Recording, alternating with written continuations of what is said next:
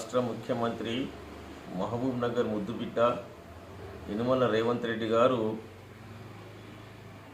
ప్రవేశపెట్టినటువంటి రాష్ట్ర బడ్జెట్లో తెలంగాణ రాష్ట్రంలోని ముస్లింల సంక్షేమానికి 3003 కోట్లు కేటాయించడము ఈ తెలంగాణ రాష్ట్ర చరిత్రలో ముస్లింల సంక్షేమ చరిత్రలో సువర్ణ అధ్యాయంగా నిలిచిపోతా ఉంది.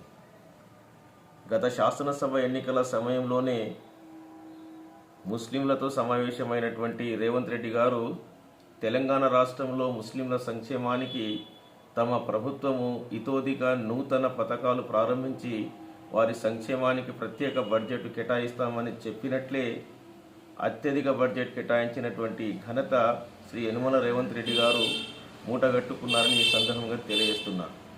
గత 10 సంవత్సరాలుగా తెలంగాణ రాష్ట్రంలో ఉన్నటువంటి ముస్లింలు, ముస్లిం మేధావులు, ముస్లిం ప్రజా సంఘాలు అప్పటి ప్రభుత్వానికి ముస్లింల సంక్షేమానికి కేటాయించిన ఆ బడ్జెట్ పూర్తి స్థాయిలో ఖర్చు పెట్టమని ఎంత గగ్గోలు పెట్టినప్పటికీ కూడా గడిచిన 2 పర్యాయాల్లో ప్రభుత్వ అధికార పగ్గాలు చేపట్టిన వారు ముస్లింల సంక్షేమానికి ఏమాత్రం బడ్జెట్ కేటాయించలేదు. గత 10 సంవత్సరాలు ముస్లింల సంక్షేమం అనేది పూర్తిగా నిలిచిపోయింది. అదేవిధంగా ఆ 10 సంవత్సరాలు ముస్లింల చరిత్రలో చీకటి అధ్యాయంగా మిగిలిపోయింది. గత 10 సంవత్సరంలో ముస్లిం నాయకులంటే ముస్లింల ముంజేతికి దట్టీలు కట్టేవారని, వారిని పొగడ్తల్లో ముంచి తెనాలి రామకృష్ణులుగా పనిచేసే వారిని వారు చేరదీశారు. ఎప్పుడు కూడా ముస్లింల సంక్షేమాన్ని గురించి మాట్లాడే వారిని అప్పటి పాలకులు దరిచేయనీయలేదు. అందుకు విరుద్ధంగా రాష్ట్ర ముఖ్యమంత్రి ఒకేసారి 3003 కోట్ల రూపాయలు కేటాయించి ముస్లింల సంక్షేమానికి ఒక సువర్ణ అధ్యాయాన్ని ప్రారంభించడం పట్ల తెలంగాణ ఆల్మేవా ఈ సందర్భంగా రాష్ట్ర ముఖ్యమంత్రి గారికి అభినందన తెలియజేస్తోంది.